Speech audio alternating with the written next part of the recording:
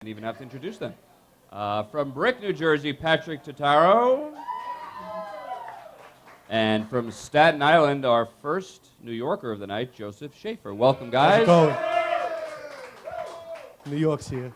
All right, Patrick. We'll start with you. What's your favorite sport to follow? Talking to the microphone. I'm sorry, baseball. Baseball. How come?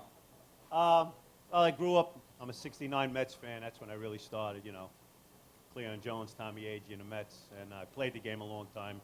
Went pretty far doing it, so I'm pretty much baseball's tops with me. All right, and you, Joseph? It's definitely football for me.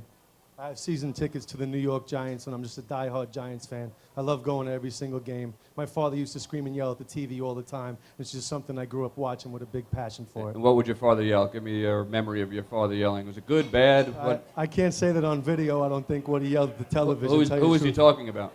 He hates every single quarterback that's ever been on the New York Giants. It does not matter, from Scott Brunner all the way on. You guys each have a favorite athlete, John? Either one of you first. Joseph. Currently or like past, present? Just a favorite athlete that you love, somebody you love in sports. I'd have to say, I'm sad to say it, I'm a big-time Mets fan, but I love Roy Halladay. The fact that the guy goes out there, takes the ball, and wants to go 9 innings every time, it's just amazing to me. The way baseball has changed has really just gotten out of hand, and I'd love to get back to the way that things were. And I think Roy Halladay's a throwback, and I love to watch him pitch.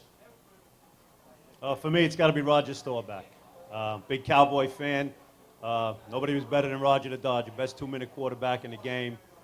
Never out of a game when Staubach took the field, no matter where he was on the field. Have either of you called into a WFAN sports talk show? Yes. Okay. Often? I'm Patty from Brick. All right, Patty from Brick. And who's your favorite host to speak with? You asked me this last year, the same question. I did? Yeah, you did. Well, I like the morning guys now because, I get up that early to go to work, so I would say Boomer and Carton probably right now. Okay. Joe? Yeah, I've called up. I actually got hung up on once by Mark Malusis, to tell you the truth. Oh, we're lucky he's not here tonight, then, I guess. Who's your favorite host on the radio station? I listen to Tony Page. I'm a bartender. I work late nights. I catch the last hour of Tony Page, and I love listening to him. I'm a big boxing fan, and sometimes he throws that in the mix, and I really like Tony Page. All right, for both of you, what are your main interests outside of sports, Patrick? Well, my family, first and foremost for me. And, I can't lie to you, it's got to be sports. Just grew up playing ball all my life and, following the game. And, that's pretty much it. Like I said, my family and sports is pretty much, it for me. Same thing, family for me. I have a 4-year-old and a 3-year-old. My daughter actually had surgery this morning to get her tonsils removed. I'm a big-time family man, but I do love the ponies. I go to the racetrack way too often, way more than my wife would like, trust me. All right, let's get going here. Patrick, you're up first. So you are on the clock.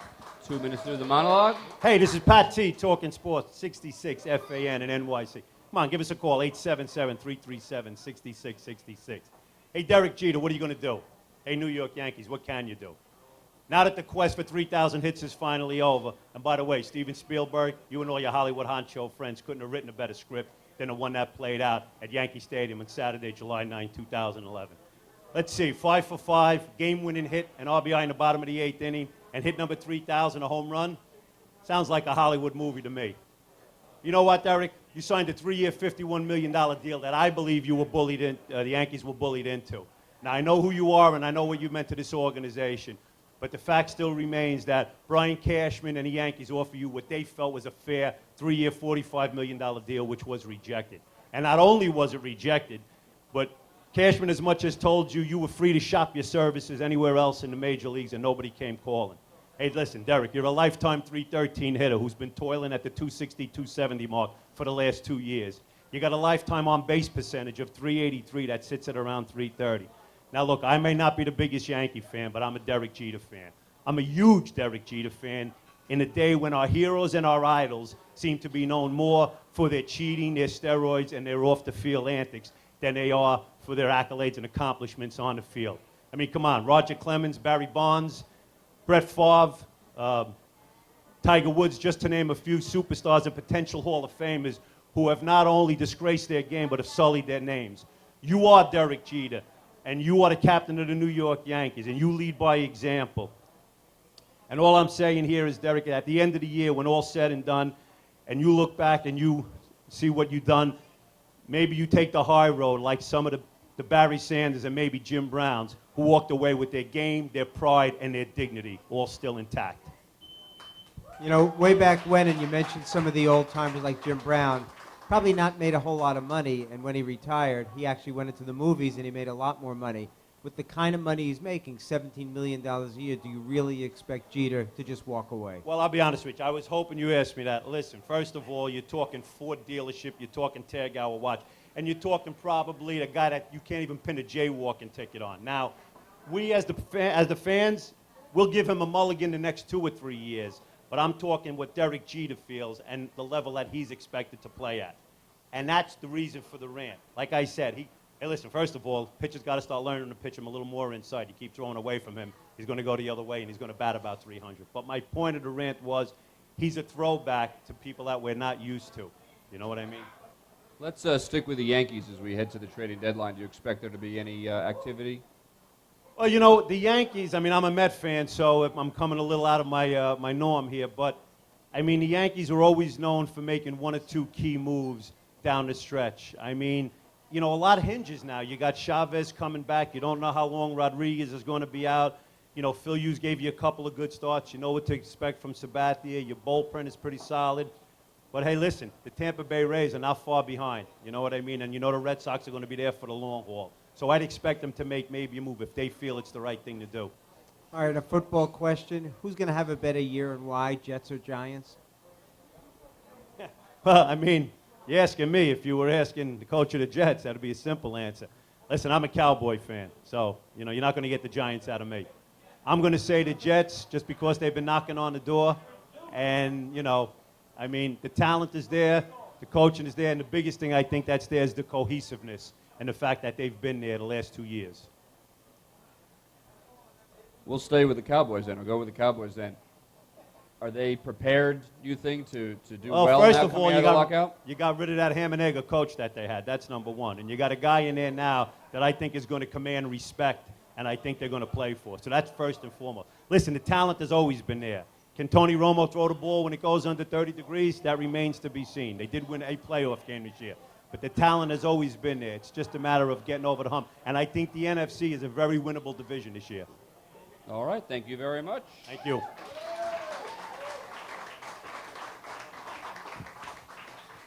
Joseph, the clock is right there. Let's hear from you. There's a lot of question marks surrounding the New York Giants this season, and one that I'd like to talk about is the linebacker position. With such an illustrious history with players such as Sam Huff, Lawrence Taylor, and Harry Carson, it's been really hard to watch over the past decade or so as the Giants have drafted a hodgepodge of mediocrity with players such as Dhani Jones, Reggie Torbor, and Brandon Short. They've been forced to go for through the free agency way too often, signing guys such as Kavika Mitchell, Barrett Green, and a guy like LeVar Arrington. It's time to somehow get back to a little bit of consistency. Those guys were nothing but a rotating door and one-year wonders. It's time to get back to a little consistency at the linebacking core, and I think we might have found something last year with a guy like Jonathan Goff. When he came into the league, came in last year and took over for Antonio Pierce, this guy just hit the ground running. The Giants' run defense was pretty darn solid last year, and the middle linebacker could take a lot of credit for that. With 80 tackles in his first season as a full-time starter, I think he can build on that. Another guy who I'm extremely excited about is a guy by the name of Greg Jones, who he drafted in the 6th round out of Michigan State. I know what you're thinking. Who gets excited about his 6th round? Well, I do. This guy is a flat-out tackling machine, folks. I watch a lot of Big Ten football. This guy was a 2-time All-American, a 3-time All-Big Ten player. In his junior year, he had 154 tackles and 9 sacks. I love this guy. He's not the biggest guy. He's not the fastest guy in the world. But trust me, the guy can play. Sometimes it ain't always about size and speed. Sometimes it's more about a heart and a will to get the job done and have that football motor to make those tackles. And I believe Greg Jones has those attributes. A guy who reminds me of a little bit is a guy like Zach Thomas, drafted in the 5th round by the Miami Dolphins out of Texas Tech. This guy was a tackling machine. I'm sure that the Dolphins had no idea that when they drafted him in the 5th round, they had themselves a perennial Pro Bowler. And if Greg Jones turns out to be anything like the way that Zach Thomas was, the Giant fans would be ecstatic. All right. Don't go anywhere. Sorry. Back. Sorry. I'm back. Unless you want to go. No way. All right. You obviously give us 2 minutes on the Giants. Give us 30 seconds on the Jets and what their priorities are as they get themselves into camp. I mean, everybody's going to talk about what they need to do at wide receiver. Obviously, Santonio Holmes is a big-time deal for them. We're going to see if they're going to be able to get Cromartie back. It's pretty funny that the Jets gave Cromartie all that money to pay off all his debt, and somehow he just said he's not going to give them a hometown discount. It's going to be really interesting to see how this free agent period works out in general. Who's the best coach in the NFL?